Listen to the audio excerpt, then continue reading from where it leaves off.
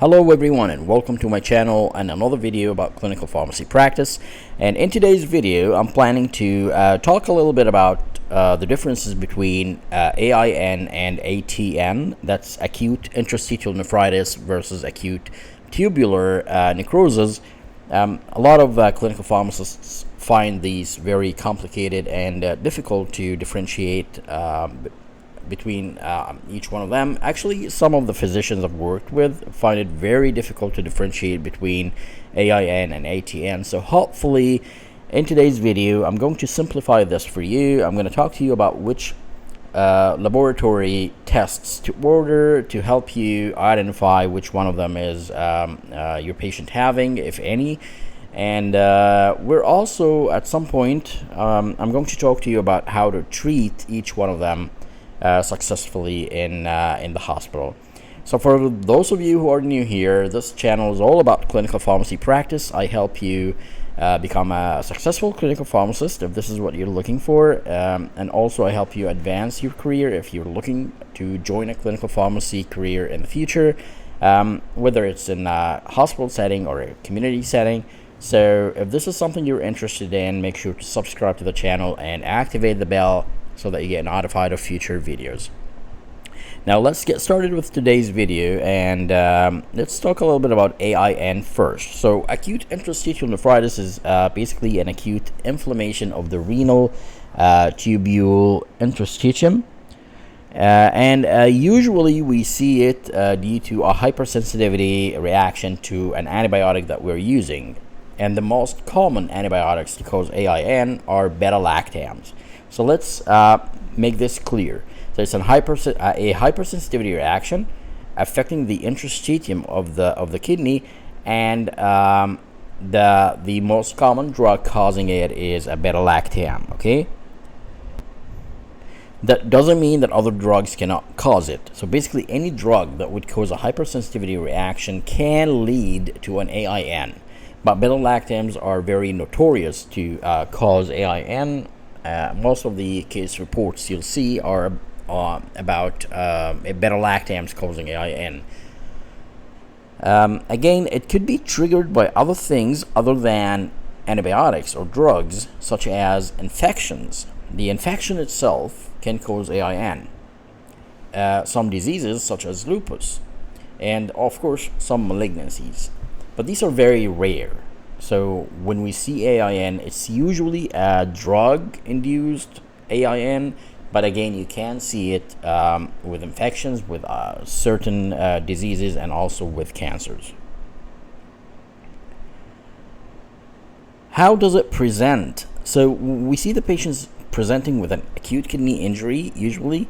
So an acute kidney injury, some of the patients, but very few of them, might have a hypersensitivity triad.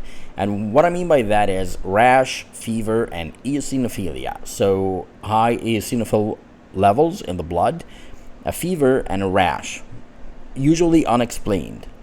However, because the patient would have been started on an antibiotic, the first thing that would come to your mind is that the patient is having a hypersensitivity reaction to the antibiotic, especially that they're developing a rash. But don't rely on this, because most of the patients do not present with a hypersensitivity triad. That's actually less than 10%, as you can see here. But if they do, that makes the diagnosis easier. Another common thing that we see is a nephrotic syndrome, but that usually is seen with NSAIDs, but we have seen it with beta-lactams and antibiotics as well. So it's not only restricted to NSAIDs. The most common presentation that you see is leukocyturia, and these are very important, guys.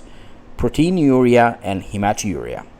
So in the urinalysis, when you order a urinalysis, you'll see high white blood count in the urine, high RBCs or hemoglobin in the urine, and high proteins in the urine, and it's usually in the nephrotic syndrome level. So it will be really high proteins in the urine. It will be over 300 milligrams per grams, or whatever unit you have. It will be over that. And sometimes we see arthralgias, but that's not very common as well. And the diagnosis, the way to diagnose an AIN actually is only through a renal biopsy. So there's no other way to diagnose it as of today. So it has to be a renal biopsy, which is not very feasible for everyone. So some patients might, like in some hospitals, we might be able to do it, but in other hospitals, it might not be possible, depending on where you practice. But a renal biopsy is the only confirmatory test to diagnose AIN. All right. So what do we order when we see a patient that we suspect AIN on? Here are a list of labs. So first thing, we order a urine analysis with microscopic examination, because we want to look at the white blood count and red blood cells in the urine and the protein level. We also order a blood urea nitrogen, serum creatinine, CBCs and differential. Of course, if you're worried about a specific drug, try to discontinue that drug and see if the kidney function recovers. That would be the first thing that you would notice.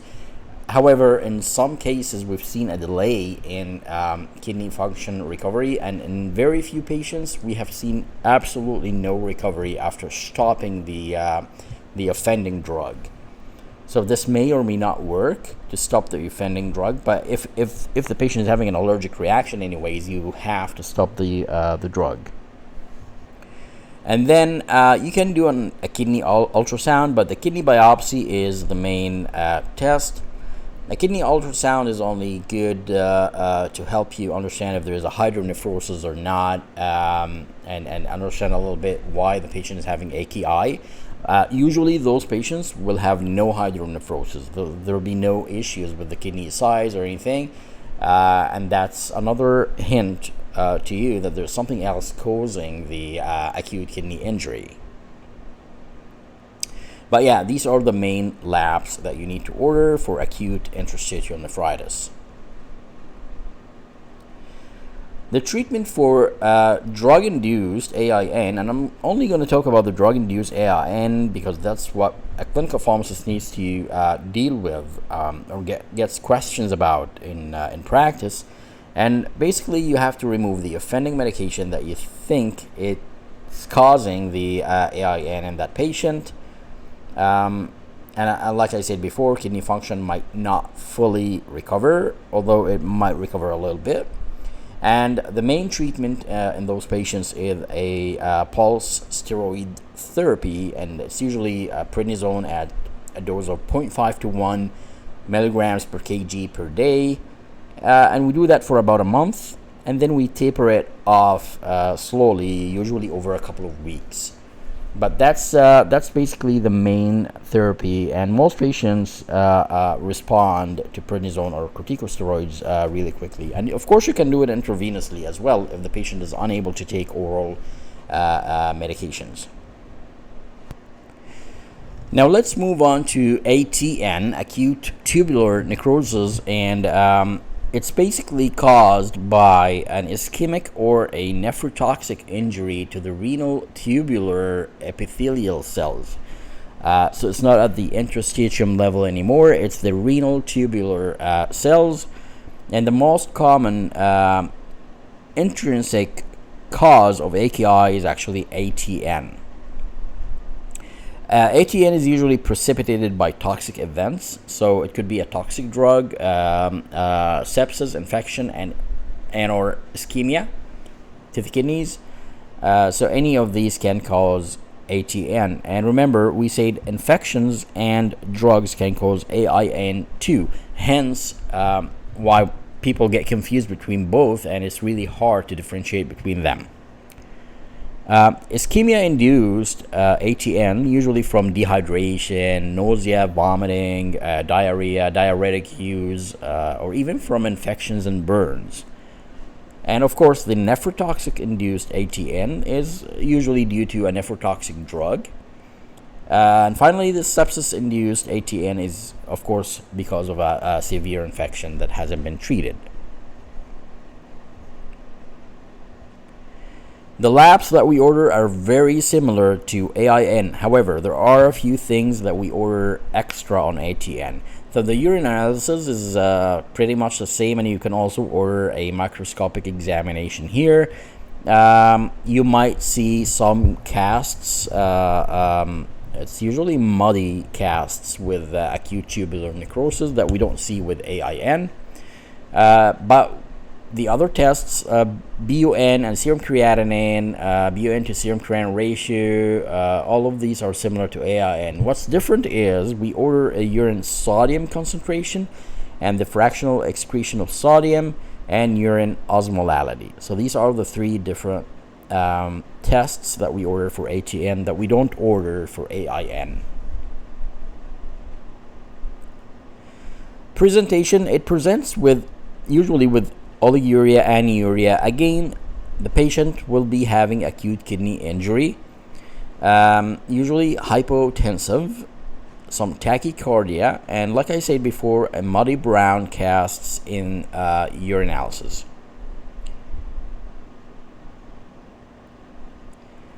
The treatment is usually by stopping the offending drug. Again, you'll see something on the patient that just got started recently in the last few days or weeks. And you would be suspecting that thing. It could be a nephrotoxic drug like NSAIDs, vancomycin, gentamicin, anything like that is nephrotoxic, and the patient has not been using it for a very long time, like for weeks or months. So yeah, stopping the offending medication would be the first step. Then those patients respond very well to hydration. So when you hydrate the patient and give them normal saline or intravenously or even oral hydration, they respond very well, and you will see that kidney function recovers quickly. Unlike the AIN patient, no matter how much hydration you give them, the kidney doesn't recover. You stop the medication, the kidney doesn't recover very quickly. So that's one of the differences between ATN and AIN.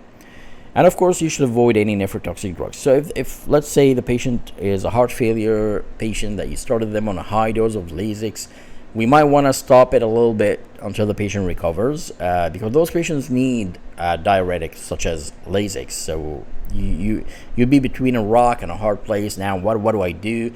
Yeah, there's no harm from stopping the Lasix for a few days until the patient's kidney recovers, and then given that you stopped any other drugs that may have caused the ATN, because Lasix is not very commonly not a very common cause of ATN. But let's say the patient was already on vancomycin and Lasix, a vancomycin for an infection and Lasix. You stop the vancomycin. It's not a big deal to stop the Lasix as well for a few days until the patient's kidney function recovers, and then you can resume Lasix only after a few days, and you might have to find an alternative to vancomycin in this case. Now this table here summarizes the information I mentioned in the presentation, so hopefully this table is all you need in practice to differentiate between AIN and ATN. Once again, for presentation, that triad is very rare, but keep it in the back of your mind, and that's for AIN, right? Because that's the inflammatory and hypersensitivity reaction. Remember that AIN, inflammatory and hypersensitivity reactions. Acute kidney injury, nephrotic syndrome, proteinuria, hematuria, leukocyuria. These are the main symptoms that you see when the patient, signs and symptoms that you see when the patient presents to the hospital. Common labs, urinalysis, very important, and don't forget to order microscopic examination of the urinalysis, because unless you order that, they are not going to do it, and you want to see the leukocyturia and hematuria. CBC and differential, because you want to see if there is any eosinophilia, so you have to order the differential. BUN and serum creatinine, and this is basically to monitor the kidney function because the patient is in acute kidney injury. And the kidney ultrasound and kidney biopsy, these are tests that we don't usually order as pharmacists, so you can recommend them to the doctor, whoever is treating the patient. but we don't usually order such imaging. Treatment: stop the drug, give corticosteroids with a slow taper, and that depends on the response of the patient. Did they respond to the first pulse steroid therapy that you gave them or not? Now with ATN, acute kidney injury again, oliguria, anuria, hypotension, muddy casts in the urine, sometimes tachycardia. Similar tests, but some extra tests here, like urine sodium, fraction excretion of sodium, and urine osmolality. And these usually are abnormal in ATN, of course, and that's why we order them. How to treat it: with hydration and stopping the drugs. So there's no steroid therapy needed for ATN, while because this one, AIN, is inflammatory and hypersensitivity reaction, we use a steroid therapy. That's it. Hopefully this helps you identify and differentiate between AIN and ATN. If you have any questions, or if you do it differently where you practice, let me know in the comments. It would be great to see how other people in other countries and other clinical practices differentiate between AIN and ATN. And yeah, if you have any questions, feel free to ask me in the comments, and I will see you in the next video. Thanks for watching.